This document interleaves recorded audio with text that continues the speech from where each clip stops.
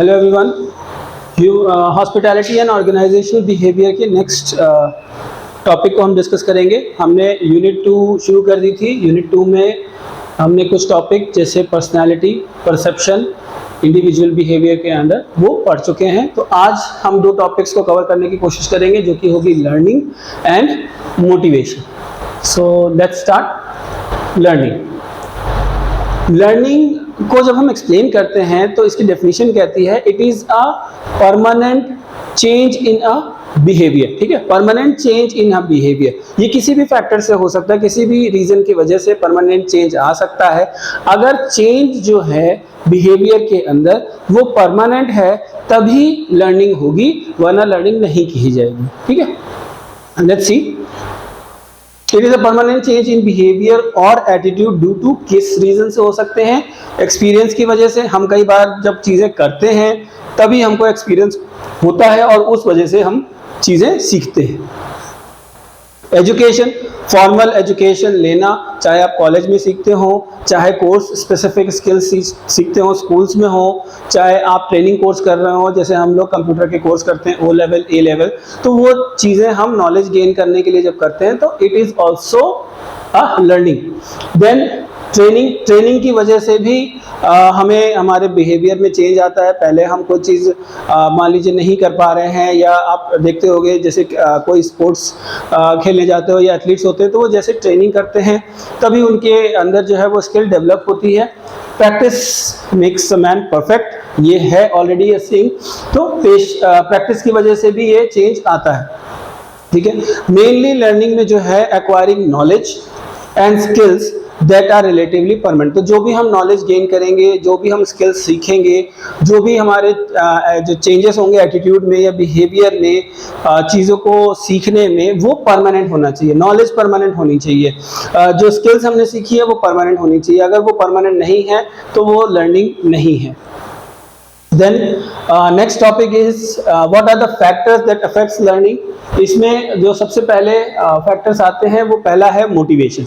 अगर किसी इंडिविजुअल के अंदर मोटिवेशन नहीं है कोई चीज़ सीखने का तो वो चीज़ नहीं सीखेगा। अगर वो बिना मन के, बिना मोटिवेशन के क्लासरूम में बैठ भी जाएगा तो जो लर्निंग है वो नहीं है, वो इनकम्प्लीट होगी। वो पूरी चीज़ें या तो नहीं सीखेगा या तो बिल्कुल भी नहीं सीखेगा। सो जो चेंज होगा वो परमानेंट नहीं होगा। तो without a motivation, without an encouragement, learning can not happen. अंदर से एक एनकरेजमेंट होनी चाहिए, एक ड्राइव होनी चाहिए कि we have to achieve this change, we have to gain particular knowledge, particular skill, तभी वो मोटिवेशन आएगा, तभी वो लर्निंग आएगी।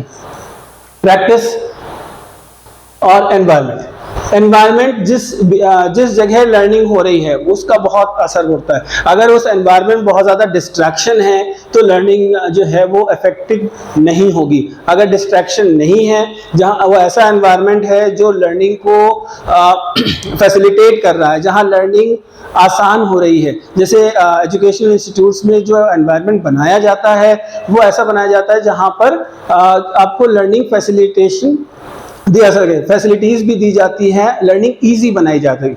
अगर बहुत ज़्यादा डिस्ट्रैक्शन होंगे, एनवायरनमेंट जो होगा वो फ्रेंडली नहीं होगा लर्निंग से, तो लर्निंग नहीं होगी। तो एनवायरनमेंट का बहुत फर्क पड़ता है।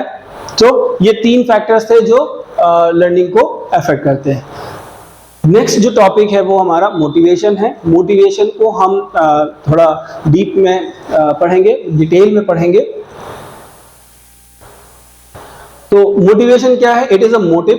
ठीक है, motive is an inner state that encourages, activate, moves and that directs behaviour toward goal. ठीक है, तो मोटिवेशन एक ऐसा इनर स्टेट है हमारा जो हमें कुछ चीज़ें करने के लिए एनकरेज करता है। वो हमारा गोल अचीव करने का हो सकता है, एक पर्टिकुलर टास्क कंप्लीट करने का हो सकता है, कोई नई स्किल सीखने का हो सकता है। तो जब हमारे अंदर एक एनकरेजमेंट होती है, एक फीलिंग होती है कि नहीं, हमें ये चीज़ अचीव करनी है, हमें ये काम खत्म करना है, तो दैट इज कॉल्ड मोटिवेशन। ठीक है, तो हमारे बिहेवियर जो है, मोटिवेशन एक्चुअली हमारे बिहेवियर को चेंज करता है towards achieving goal. It is a psychological force that psychological force within an individual that force sets him in motion for achievement of certain goals. तो ये एक साइकोलॉजिकल स्टेट है जो हमें एक इंडिविजुअल को कुछ काम करने के लिए या गोल अचीव करने के लिए एक पाथ पे सेट करती है, जिससे कि वो उस पाथ पे चल के उसको अचीव कर सके। डेफिनेशन पे आते हैं। पहली डेफिनेशन मुलिन्स ने दी है। According to this definition, a driving force that helps people to achieve goals and fulfil needs और अपहोल्ड वैल्यूज। ठीक है, तो मुलिन्स ने जो है इसको इस मोटिवेशन को एज अ ड्राइविंग फोर्स बताया। एक ऐसी ड्राइव है इंसान के अंदर जो कि उसे हेल्प करती है टू अचीव पर्टिकुलर गोल, या अपनी नीड को पूरे करने के लिए, या जो भी वैल्यूज हैं उसको वो अपहोल्ड करता है, उस पे वो उसको फॉलो करता रहता है। तो ये हमारी डेफिनेशन है जो मिलिन्स ने कहा था। तो मिलिन्स ने डिस्क्राइब किया एज अ ड्राइविंग फोर्स।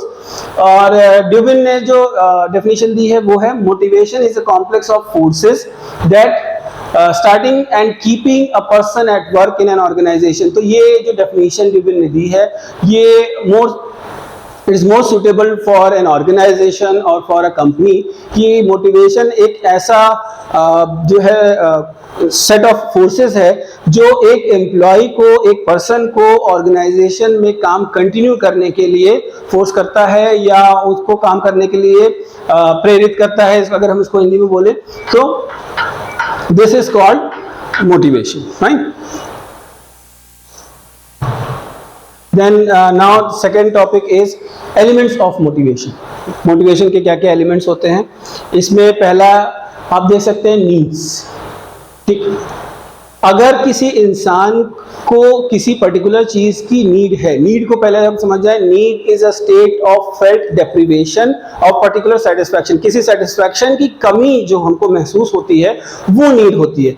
जब तक किसी इंडिविजुअल को नीड नहीं होगी तब तक उसके अंदर मोटिवेशन नहीं होगा। अगर किसी चीज के उसके अंदर नीड है कि उसे प्यास लगी है तो उसके अंदर मोटिवेशन होगा कि वो जाके पानी पिएगा। ठीक है, उसको अगर उसको नीड है कि उसके पास और पैसे होने चाहिए तो उसके जो है वो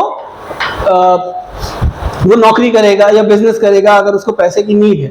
देन ड्राइव्स, देखो देयर आर वेरियस कैंप्स और events organised to motivate the employees and give them new opportunities. ये जो ड्राइव्स है ये एक अंदर की एनकरेजमेंट है। यहाँ ड्राइव का मतलब है कि एक एनकरेजमेंट होना चाहिए इंसान के अंदर, जिससे कि वो एक पर्टिकुलर काम को करने के लिए आगे बढ़े। ठीक है, इंसेंटिव्स, अगर हम कोई काम करते हैं और उसके बदले हमें कुछ रिवॉर्ड मिलता है, कुछ बेनिफिट मिलता है, तो वो भी हमारे मोटिवेशन का एक बहुत इंपॉर्टेंट एलिमेंट है। To achieve those rewards, to achieve those incentives we work hard. So these are the elements of motivation, जिसमें कि नीड, ड्राइव एंड इंसेंटिव्स आते हैं। इंपॉर्टेंस ऑफ मोटिवेशन हम ऑर्गेनाइजेशन बिहेवियर में, या एक किसी ऑर्गेनाइजेशन में हो, चाहे वो एविएशन इंडस्ट्री हो, चाहे वो होटल इंडस्ट्री हो, चाहे वो सॉफ्टवेयर इंडस्ट्री हो, किसी भी तरह की इंडस्ट्री हो, वहाँ पर मोटिवेशन को पढ़ने के लिए या किस तरह से अप्लाई किया जा सकता है, पढ़ने के लिए क्या उसके इम्पोर्टेंस है, ये जानते हैं।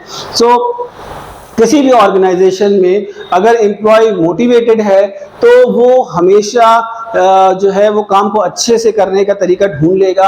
ही will try to solve the problem as soon as possible.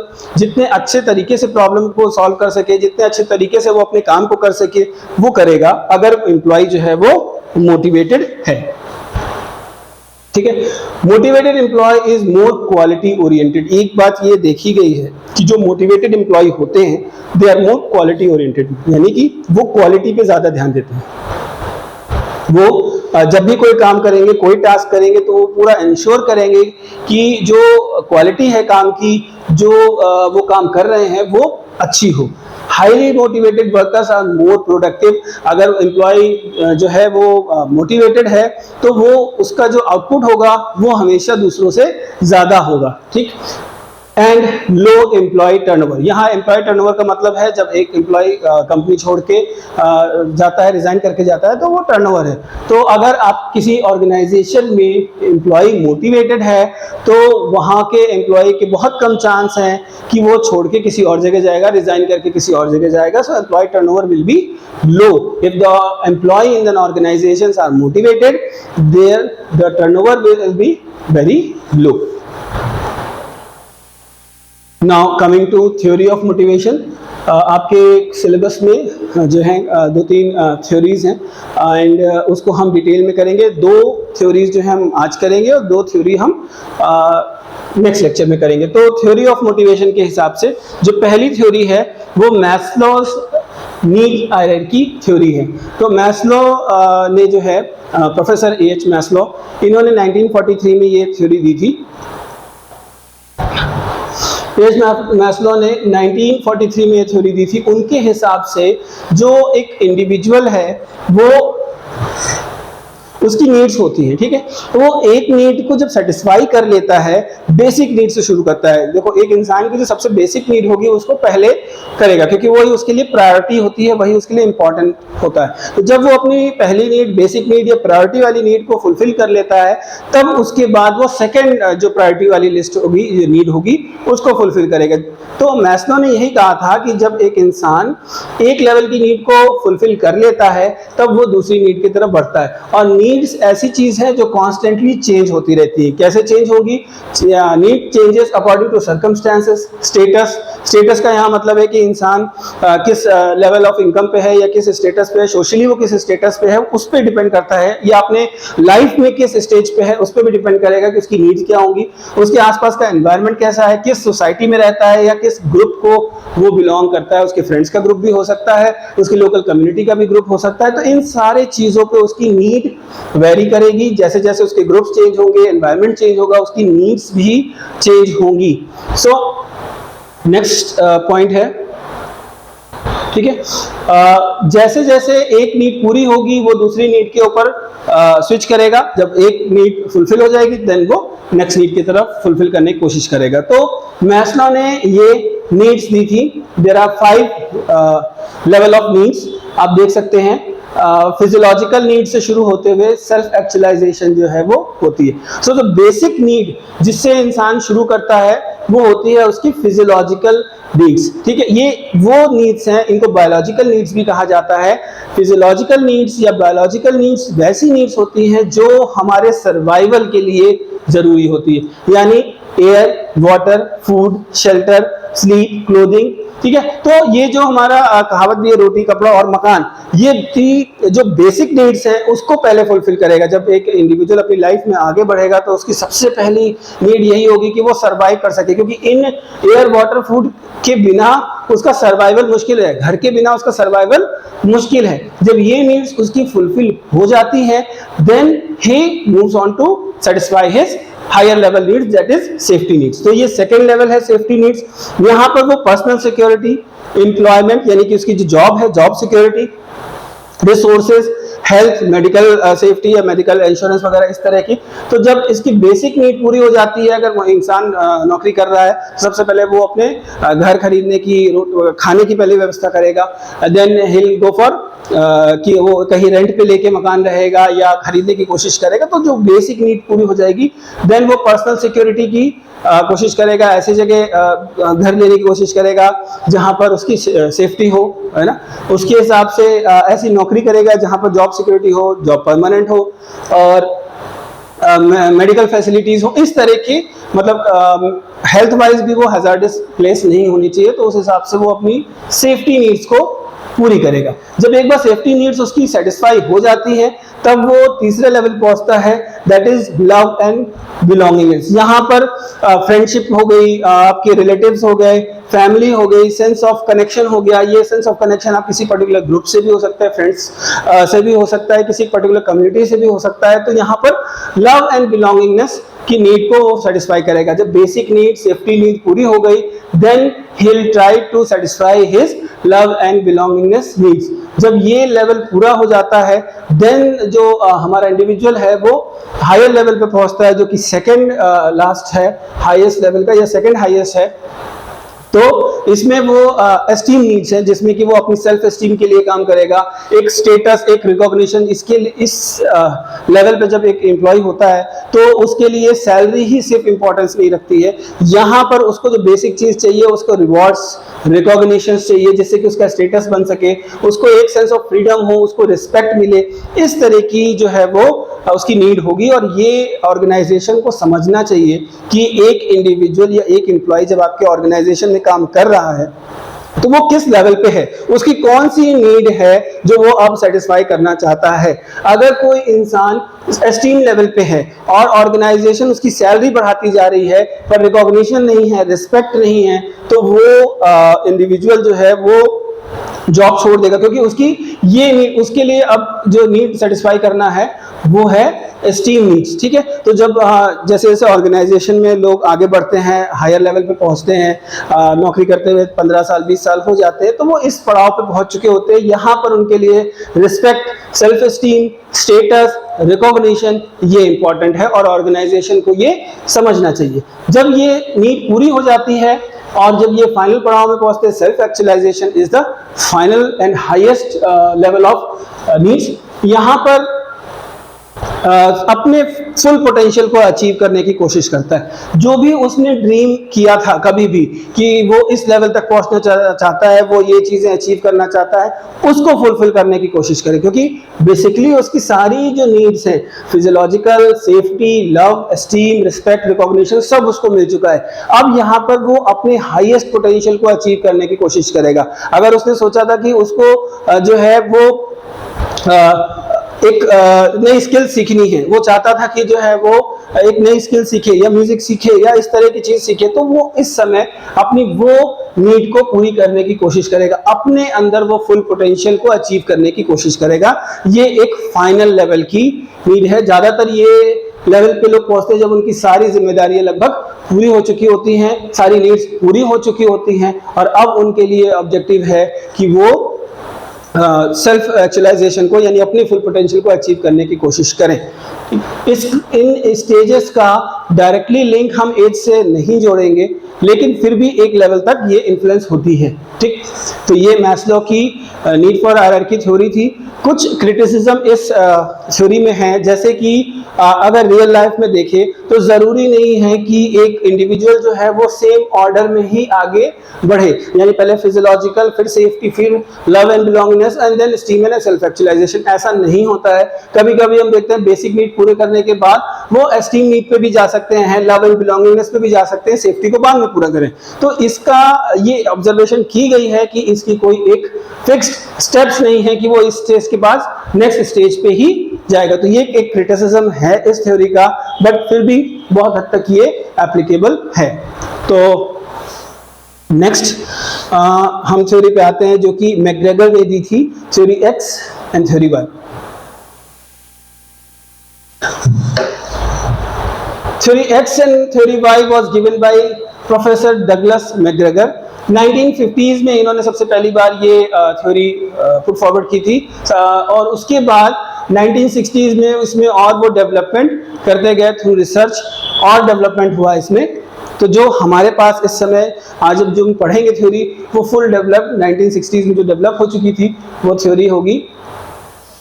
Next, इस थ्योरी में theory X and theory Y दो सेट्स ऑफ एजम्पशन दिए गए हैं और उसके हिसाब से जो मैकग्रेगर थे उनका ये कहना था कि एक ऑर्गेनाइजेशन में दो तरह के जो है वो एस्पेक्ट लोग मानते हैं, या दो तरह के मैनेजमेंट होता है।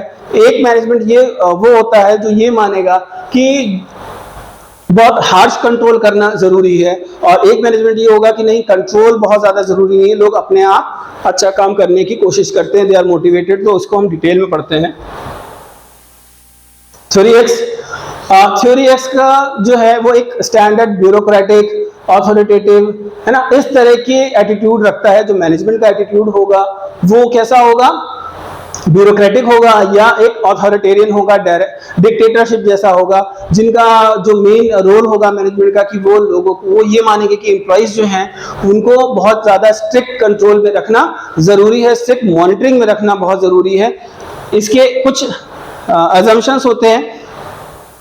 पहला एजम्पशन है कि जो एवरेज पर्सन है या जो नॉर्मल एम्प्लॉइज हैं वो काम करना पसंद नहीं करते हैं और वो काम को अवॉइड ही करेंगे, अगर उनको चांस मिलता है तो दे विल अवॉइड इट।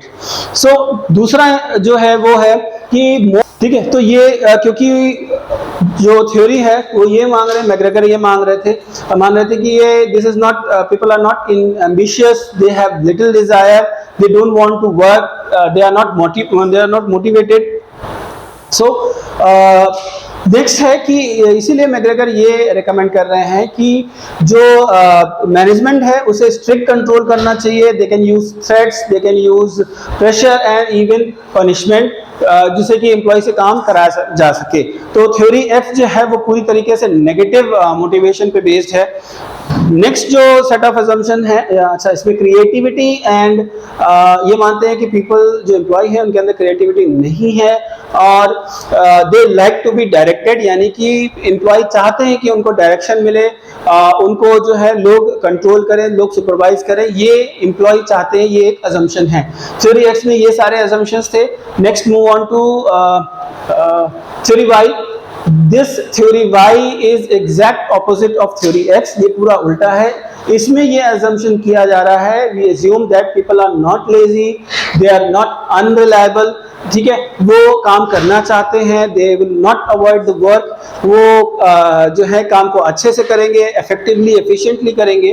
तो इसमें अजम्पशन है कि they enjoy work, they show initiative, they have imagination, they are self directed and they have self control। so कोई भी नेगेटिव चीज इसमें अज्यूम नहीं की गई है, ये पॉजिटिव चीजें अज्यूम की गई है कि एम्प्लॉय जो है खुद से काम करना चाहता है, अच्छे से काम करना चाहता है, उसको सुपरविजन, थ्रेट्स, वार्निंग, इस तरह की चीजें, पनिशमेंट की जरूरत नहीं है, क्लोज सुपरविजन की जरूरत नहीं है, वो अपने आप अच्छा काम करेगा। और मोटिवेशन इसलिए हो रहा है बिकॉज अच्छा काम करने से उनको सोशल एस्टीम जो है, एक सेल्फ रिस्पेक्ट है, एक रिकॉग्निशन है, वो मिलेगी, एक हायर लेवल की जो नीड थी जैसे सेल्फ एक्चुअलाइजेशन वाली वो अचीव होगी, और एक सेंस ऑफ सिक्योरिटी और एक सेंस ऑफ प्राइड ये उनको फील होगा। तो ये जस्ट अपोजिट है थ्योरी एक्स का। यहाँ पर जो मैनेजमेंट का ओरिएंटेशन होगा वो होगा दे ट्रस्ट देयर एम्प्लॉइज। यहाँ पर एम्प्लॉय जो है वो अपना काम खुद करेगा, अच्छे से करेगा, अगर उसको गाइडेंस की जरूरत है तो वो गाइडेंस लेगा। ऐसा नहीं कि लीडरशिप नहीं होगी या उसका कुछ सुपीरियर नहीं होगा, बट यहाँ पर जो सीनियर है, जो सुपीरियर्स हैं, वो अपने सबऑर्डिनेट पे ट्रस्ट करेंगे, उनको फ्रीडम रहेगी और ये अज्यूम किया जा रहा है कि वो अपना काम अच्छे से करेंगे। क्योंकि ये जो वाई है वो अज्यूम करता है कि बहुत ज्यादा स्ट्रिक्ट कंट्रोल जो है वो एक नेगेटिव जो है एस्पेक्ट को हाईलाइट करता है, इसीलिए ये पॉजिटिव मोटिवेशन पे बेस्ड थ्योरी है। और थ्योरी एक्स जो है बहुत ज्यादा एप्लीकेबल नहीं मानी जाती है ऑर्गेनाइजेशन और इंडस्ट्रीज में, बिकॉज ये बहुत ही नेगेटिव मोटिवेशन पे बेस्ड है, जैसे थ्रेट्स हैं, वार्निंग्स है, प्रेशर बिल्ड करना। सो इसमें टर्नओवर होने के ज्यादा टर्नओवर होने के चांसेस हो जाते हैं, इसीलिए ये थ्योरी वाई है। ठीक, तो ये हमारी theory X and theory Y थी। तो अभी दो थ्योरी हमने की है, आगे दो थ्योरी हम और करेंगे नेक्स्ट लेक्चर में। Thank you.